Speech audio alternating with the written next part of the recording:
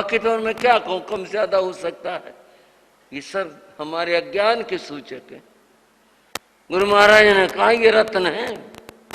और तीसरी बात बताए, सुभाषित वाणी, ये जो वचन है ये रत्न है। हमेशा मधुर और सत्य बोलना चाहिए। अगर हम असत्य बोलते हैं और कटु बोलते हैं, हम इस वाणी रूप रत्न को बर्बाद करने लग रहे। तीन ही रत्न है, बाकी तो सब रत्न संज्ञा भी धीयते। ये तो रत्न की संज्ञाएं हैं, ये हीरा है, ये मोती है, इससे पेट भरा है कभी दुनिया में? यही चीज है जीवन को चलाने वाली। ये तो बात उसको उपदेश में कही उन्होंने। फिर बोले अब मेरी बात सुनो, मैं तुम्हें जो रत्न देता हूं। बोले हाँ जी दो। बोले आप वैद्य हो? बोले हाँ जी, मैंने अर्ज किया मैं वैद्य हूं। और तुम्हारा काम नहीं चला? बोले ना, मेरा काम नहीं चला। 3 जगह मैंने दुकान कर ली, तीनों जगह सफल रहा। अब उनकी बात तो उनके साथ थी, ये बात तो बहुत सारे भाई कह महाराज जी क्या करें, काम ही नहीं चलता। ये तो बहुत सारे भाइयों से सुनने को मिलता। उसने भी कुछ अपनी बात कह दी तो कोई अन्यथा की बात नहीं। बोले जी 3 जगह दुकान कर ले, काम ही नहीं चलता। बोले एक मेरा कहने का प्रयोग कर लो, रत्न ले लो। बोला हाँ जी। गुरु महाराज ने पहली बात कही, आंख और कान की दवाई के पैसे नहीं लेना। अब आंख की दवाई आज ठीक है, कोई बहुत महंगी शीशी आती है पता नहीं, बाकी तो पहले आई फ्लू बहुत फैलता था और उसके बाद 2 ड्रॉप डलवाए और बस हो गया काम।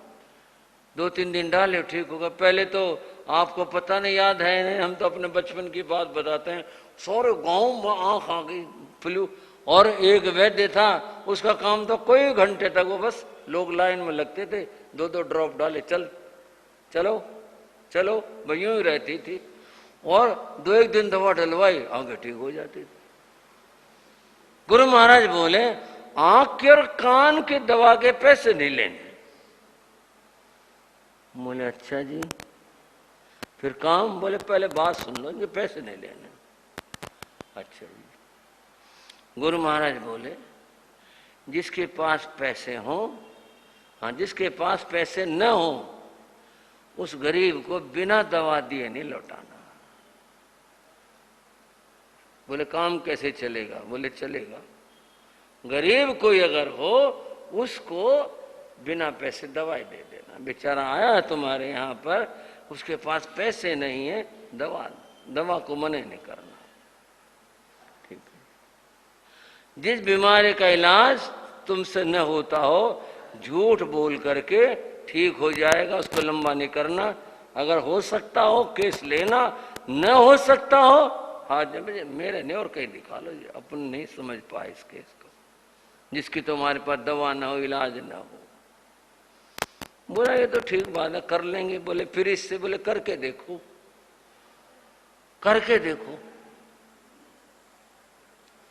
बोले जी और कुछ? बोले भाई ये 3 रत्न मैंने दिए हैं, ऐसा ही है जो मैं बना के नहीं कर रहा, बात यही घटी थी। बोले ये मैंने दिए, संभाल के रखना।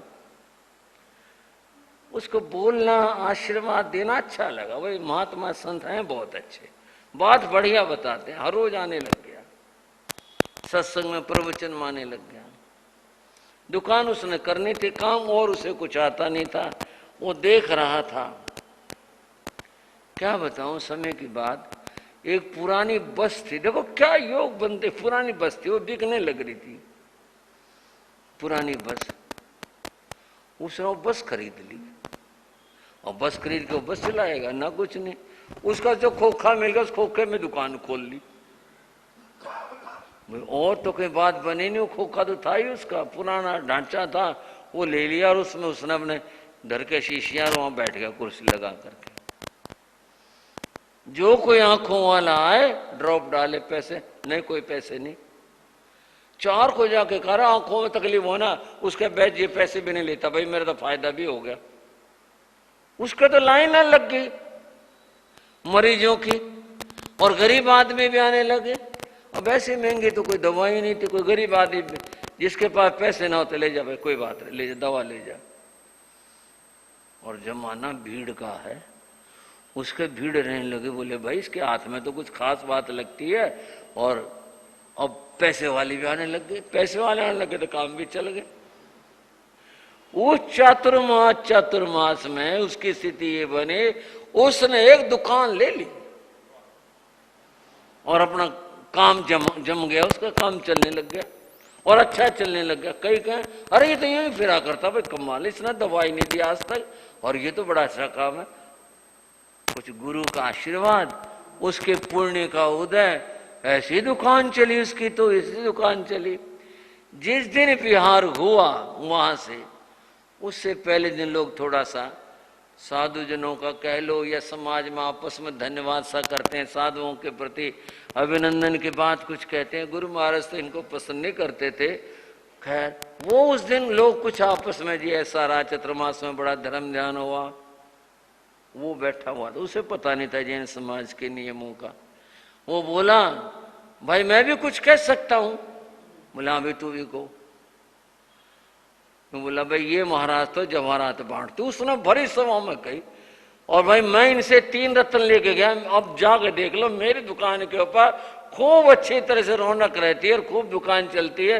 इनकी मेहरबानी हुई, इनकी कृपा हुई और इनकी कृपा से मैं तो पार हो गया।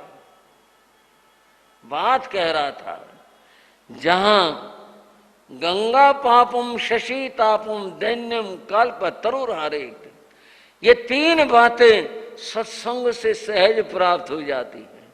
सत्संग से पाप दूर होते हैं, क्रोध आदि का शमन होने से शांति प्राप्त होती है, पापों का शमन होने से, पुण्य का उदय होने से किसी बात की कमी भी नहीं रहती है। ये सब कुछ कृपाओं से हो जाता है। सत्संग इतनी बड़ी चीज है, सत्संग की इतनी बड़ी महत्ता है। अतः भगवान से गौतम ने पूछा क्या लाभ होता?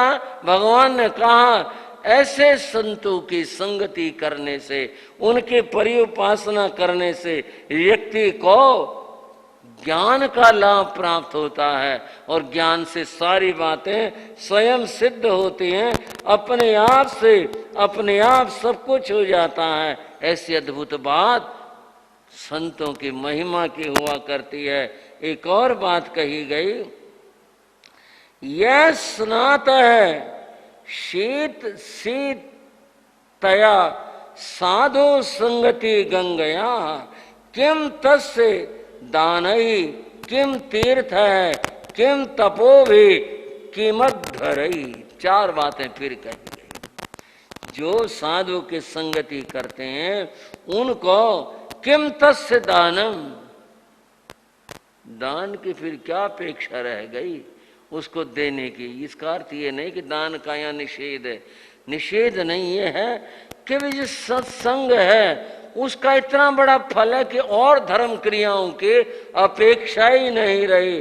किम तीर्थ है, तीर्थ पर जाने की क्या आवश्यकता रह गई, किम तपो भी, और क्या तपस्याओं की अपेक्षा है, किम अध्वरहि, और क्या यज्ञ करने की जरूरत है। वैदिक परंपरा का श्लोक है यह, किम अध्वरहि, और यज्ञ करने की क्या जरूरत है। जिसने सत्संगति को प्राप्त कर लिया उसे सब कुछ प्राप्त हो गया। तो संतों की कृपा, संतों की दया, संतों की दृष्टि ऐसी अद्भुत होती है। संतों की कृपा की बात। बंधु, हरियाणा में एक गांव है, गुरु महाराज योगीराज जी का पदार्पण हुआ। वहां एक युवा जैन भाई थे। वो कुछ ऐसी संगति में पड़ गया जिससे उसमें नास्तिकता के संस्कार आ गए। क्या होते हैं धर्म कर्म, क्या होते हैं साधु, ये दृष्टि बन गई। और बैठ करके हमेशा वह साधुओं की, धर्म की और सभी धर्मों की निंदा ही करता रहता। एक बार किसी ने उससे कहा भाई यहाँ गुरु योगीराज आए तो उनसे बात कर ले, जो तेरी शंकाएं हैं उनका निवारण होगा। उस पर भी वो ऐसे ही अपशब्द से बोला। बोले क्या ले रहे हैं साधु, रोटी खाते फिरते हैं, ऐसे अपशब्द बोले। सुनो, उस आदमी ने गुरु महाराज से कहा कि जी वो फलाना है तो जैन युवक, और वो ऐसे ऐसे सबकी निंदाएं करता। मैंने कहा सत्संग में चल, उसने तो ऐसे शब्द कहे। बोले भाई उपदेश उसको देना चाहिए जिसको कोई बात पसंद आए। हरियाणा की भाषा में कहते हैं जिसको भाए, जिसको भाए नहीं, अच्छी ना लगे, उसको उपदेश भी नहीं देना चाहिए। ठीक है, पुराना एक दोहा है, सीख उसको दीजिए जिसको सीख सुहाए। शिक्षा उसको दो जिसको वो अच्छी लगती हो। बंदर को क्या सीख दें, भैया का घर जाए। बारिश हो रही थी, एक बंदर बारिश में भीग रहा था, बेचारा कांप रहा था। और आपने एक पक्षी का नाम सुना होगा, उसे बया या बैया कहते हैं। वो बड़ा सुंदर घर बनाता है। वो बैया अपने घर में बैठा था। वो भैया उस बंदर को बोला, रे बंदर, तेरे इतने अच्छे हाथ हैं, तो आदमी जैसी तेरी देह है, तो अपना घर क्यों नहीं बना लेता? बारिश में भीग रहा है, तंग पा रहा है। बंदर ने देखा, एक मारी चिल्लाऊं, तोड़ कर उसका घोंसला छिन छिन करके फेंक दिया। तो फिर कहा, तो फिर बंदर को क्या सीख दे, भैया का घर जाए। सीख उसको दो जो कोई सुनना चाहता हो, जो सुनना ही नहीं चाहता उसको क्या सीख देनी है भाई? जिसने सुनना ही नहीं है उसे क्या कहना है? ठीक है, पर एक बात और भी कह दी। बोले भाई ये समय की बात होती है, समय आता अकल भी आ जाती है आदमी को, सब हो जाता है। कुछ नहीं, बस ऐसे सहज बात थी, कोई खास बात नहीं थी। बिहार करके वो चतुर्मास गुरु महाराज योगीराज जी ने आगरा में किया, यानी उस वर्ष का चतुर्मास आगरा में हुआ। हाँ जी, बसंत मुनि जी आगरा में हुआ। बसंत मुनि जी आगरा के, इसलिए मैंने नाम ले लिया इनका। तो आगरा में हुआ, पधारे गुरु महाराज आगरा में विराजे। वो व्यक्ति जो हर समय संतों की, धर्म की, भगवान की निंदाएं करता रहता था, अब उसका कोई तो फल होना ही था। वो पागल हो गया। संत कभी नहीं चाहते कि कोई बीमार पड़े, किसी का बुरा हो। संत क्यों चाहेंगे? लेकिन जो घटना घटी वो सुना रहा हूं, वह पागल हो गया। उसका इलाज गांव में हो नहीं पाया।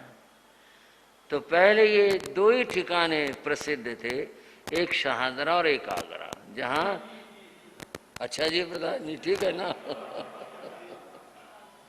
एक शहादरा एक आगरा।